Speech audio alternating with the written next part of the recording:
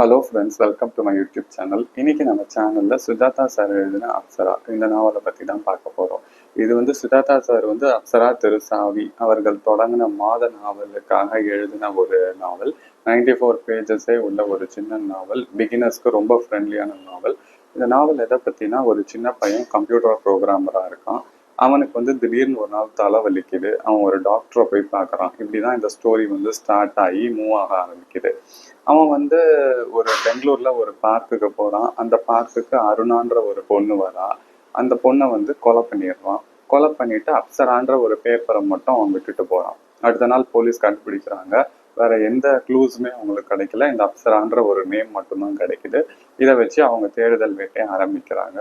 இந்த சூழ்நிலைகள் இப்படியே போயிட்டு இருக்கிறப்ப இன்னொன்று ஒரு நாள் இந்த கம்ப்யூட்டர் கொலைகாரன் பிரேமான்ற ஒரு சின்ன பொண்ணை வீட்டிலேயே போய் பார்க்குறான்.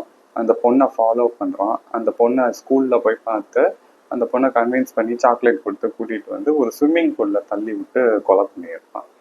போலீஸ் அதையும் இன்வெஸ்டிகேட் பண்ணுறாங்க. அப்பயும் அவங்களுக்கு வந்து ஒரு எவிடன்ஸும் கிடைக்கல. அதுக்கப்புறம் அந்த கொலைகாரன் சரஸ்வதி பாயின்ற ஒரு லேடிகிட்ட போகிறான். அவங்க வந்து ஒரு சினிமா ஆர்டிஸ்டாக இருப்பாங்க, சைடு ஆர்டிஸ்டாக. இப்போ அவங்கள கொலை பண்ணுறதுக்கு ட்ரை பண்ணுறப்ப தான் போலீஸ் வந்து அந்த சரஸ்வதி பாயையும் காப்பாத்துறாங்க. அந்த சைக்கோபாத் கில்லரையும் அரெஸ்ட் பண்றாங்க. இதுதான் இந்த நாவலுடைய ஸ்டோரி லைன். இதை வந்து ரொம்ப ஒரு இன்ட்ரெஸ்டிங்கா த்ரில்லரா எழுதியிருப்பாரு. ஏன் அவன் வந்து இப்படிலாம் கொலை பண்றான், இந்த அப்சரானா என்ன, எப்படி இந்த பெண்களை தேடி ரேண்டமா கொலை பண்றான் அப்படின்றது தான் இந்த நாவல். இதை வந்து ரொம்ப அழகா சுஜாதா சார் ஒரு த்ரில்லர் மோட்ல எழுதியிருப்பாரு. எல்லாரும் கண்டிப்பா படிச்சு பாருங்க. தேங்க்யூ, பாய்.